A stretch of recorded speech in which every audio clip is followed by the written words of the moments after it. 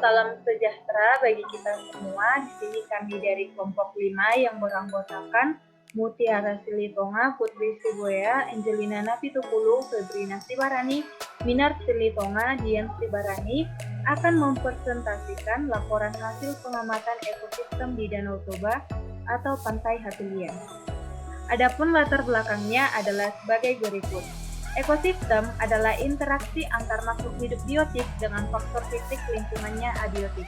Makhluk hidup, air, siklus energi, tanah bebatuan, mineral merupakan contoh elemen-elemen yang menyusun terbentuknya suatu ekosistem. Salah satu destinasi wisata di Danau Toba adalah Pantai Hatulian yang terletak di Kecamatan Labu Boti. Tempat ini merupakan ekosistem yang kami pilih sebagai tempat observasi penelitian karena letaknya strategis dan dekat dengan tempat tinggal anggota kelompok. Adapun tujuannya yaitu sebagai berikut. Untuk memahami dan mengidentifikasi interaksi antar makhluk hidup biotik dengan faktor fisik lingkungannya, abiotik, yang ada di kawasan Pantai Hatulian. Dasar teori 2.1 Konsep dan ruang lingkup ekologi. Ekologi adalah ilmu yang mempelajari hubungan timbal balik antara makhluk hidup dengan lingkungannya. Miller menyusun konsep model atas ekologi alam semesta, yaitu protoplasma, sel, jaringan, organ, sistem organ, organisme, populasi, ekosistem, dan biosfer. Bab 2.2 Faktor biotik dan abiotik. Ekosistem merupakan suatu fungsional dasar yang menyangkut proses interaksi yang berhubungan dengan faktor biotik dan abiotik. 2.3 Komponen ekosistem dan interaksi. Komponen ekosistem terdiri dari bahan anorganik, bahan, kondisi iklim, produsen, dan lainnya. Organisme simbiosis adalah hubungan antara makhluk hidup dan spesies yang berbeda. Macam-macam simbiosis yaitu simbiosis komensalisme, mutualisme, parasitisme, predasi, amenalisme, kompetitif, dan alelopati. Subbab 2.4 Jasa lingkungan dari ekosistem, yaitu terdiri dari jasa lingkungan penyedia, jasa lingkungan pengaturan, jasa lingkungan budaya, dan jasa lingkungan pendukung. Dan yang selanjutnya metode pengamatan. Lokasi pengamatan yang kami lakukan yaitu berada di Hatulian, Kecamatan Lagu Boti, Kabupaten Toba, dengan waktu 10 Februari 2021. Metode pengamatan yang kami lakukan yaitu yang pertama, pengamatan langsung, dan yang kedua, pengukuran menggunakan aplikasi, yaitu hygrometer, termometer, melalui aplikasi dari ponsel. Dan yang ketiga, e-survey yang menggunakan alat elektronik. Baiklah, saya akan membahas tentang hasil dan pembahasan.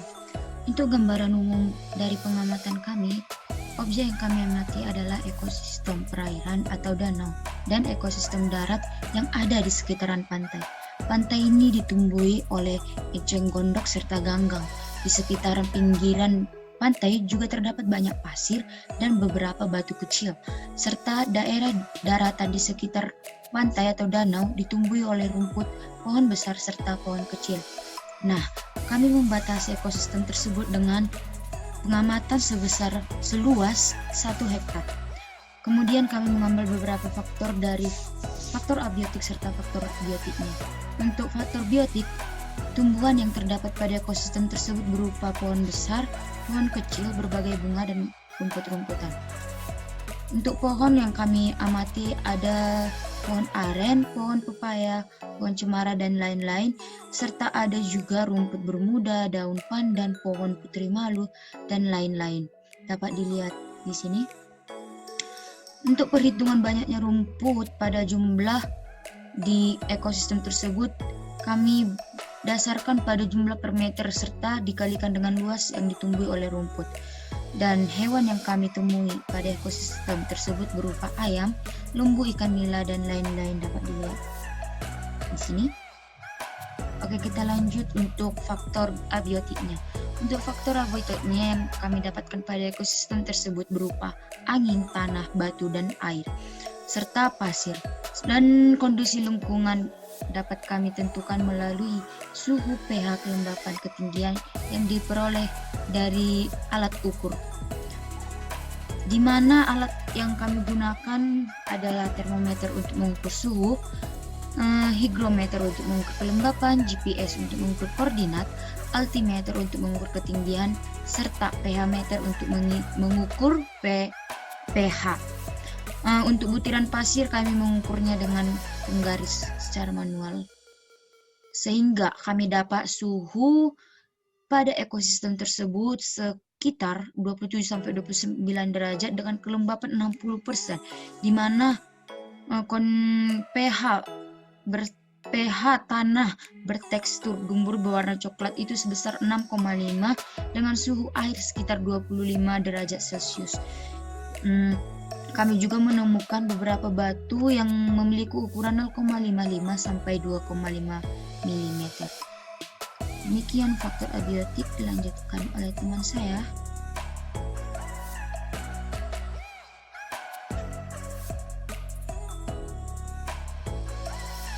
Interaksi antar makhluk hidup dalam ekosistem. Yang pertama, simbiosis mutualisme antara kupu-kupu dan pohon mangga.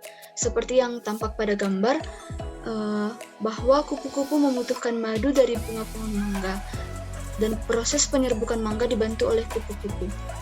Yang kedua, simbiosis komensalisme antara kerbau, lembu, dengan rumput.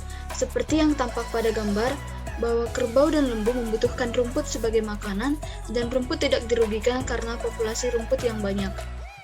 Yang ketiga, simbiosis komensalisme antara semut dengan pohon. Seperti yang pada gambar, bahwa semut membutuhkan batang pohon sebagai tempat tinggal dan sumber makanan, dan pohon tidak dirugikan. Yang keempat, simbiosis parasitisme antara eceng gondok dengan ikan. Seperti yang tampak pada gambar, bahwa eceng gondok mengambil semua nutrisi yang berada di perairan, sehingga menyebabkan kerugian pada ikan, karena eceng gondok menyebabkan eutrofikasi, di mana terdapatnya pencemaran air yang disebabkan oleh munculnya nutrien atau eceng gondok yang berlebihan di dalam ekosistem air. Yang kelima, simbiosis kompetitif antara populasi kerbau dengan populasi lembu. Seperti yang tampak pada gambar, bahwa kerbau dengan lembu bersaing dalam mendapatkan makanan seperti rumput bermuda. Nah, selanjutnya adalah simbiosis kompetitif antara populasi ayam dengan populasi bebek-bebek, di mana ayam dan bebek berada pada suatu lingkungan dan saling berebut makanan karena sumber makanan mereka ada pada daerah yang sama. Kemudian simbiosis anensalisme antara eceng gondok dengan rumput air Amerika, di mana eceng gondok yang tumbuh pada permukaan air menutupi sinar matahari yang berfungsi sebagai sumber energi bagi rumput air Amerika. Kemudian, simbiosis mutualisme antara ayam dengan pohon sirsak, di mana ayam diuntungkan karena mendapatkan sumber makanan dari pohon sirsak, yaitu buah sirsak, dan pohon sirsak diuntungkan dengan ayam yang menyisakan biji-biji pada tanah. Kemudian biji-biji tersebut tumbuh menjadi pohon sirsak yang baru.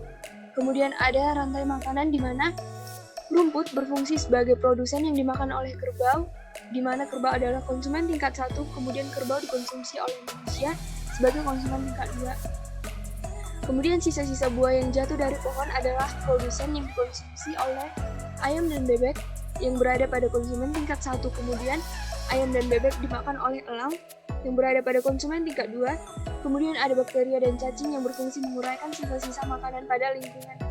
Kemudian ada fitoplankton yang berfungsi sebagai produsen yang dimakan oleh ikan, kemudian ikan yang berfungsi sebagai konsumen tingkat 1 dimakan oleh manusia yang berada pada posisi konsumen tingkat 2. Baiklah, selanjutnya adalah piramida makanan. Pada tingkatan pertama ada produsen seperti misalnya tumbuh-tumbuhan, lalu ada konsumen tingkat 1 seperti ayam, bebek, kerbau, dan lembu, lalu pada tingkat selanjutnya ada konsumen tingkat 2 seperti elang, lalu pada tingkatan terakhir ada pengurai seperti cacing dan bakteri. Jasa lingkungan dari ekosistem. Yang pertama, jasa lingkungan dari ekosistem danau, yaitu bisa sebagai sumber air yang bermanfaat bagi hewan sekitarnya, lalu bisa juga sebagai sumber makanan, lalu bisa sebagai jalur transportasi bagi manusia. Lalu ekosistem danau ini memiliki organisme tumbuhan eceng gondok yang bisa dimanfaatkan sebagai kerajinan tangan. Lalu ekosistem danau ini juga menghasilkan keong yang bisa dimanfaatkan untuk pangan pada ternak. Lalu jasa lingkungan pada ekosistem pinggiran danau, yaitu daerah pesisir danau ini bisa digunakan sebagai tempat rekreasi. Lalu ekosistem pinggiran danau ini juga memiliki pepohonan, jadi bisa digunakan untuk tempat untuk berteduh. Juga sebagian besar makhluk hidup seperti ayam dan bebek hidup di pinggiran danau ini, jadi bisa digunakan untuk menghasilkan uang atau jasa lingkungan penyedia. Kesimpulan yang dapat diperoleh setelah melakukan observasi pada Pantai Hatulian di Kecamatan Legubuti, yang pertama kita dapat mengetahui bahwa di dalam suatu ekosistem terdapat komponen biotik dan komponen abiotik yang saling berinteraksi. Lalu kita juga mengetahui bahwa di dalam ekosistem danau dan pinggiran pantai tersebut terdapat populasi dari tumbuh-tumbuhan dan hewan. Lalu kita juga mengetahui bahwa dalam ekosistem terdapat juga piramida makanan.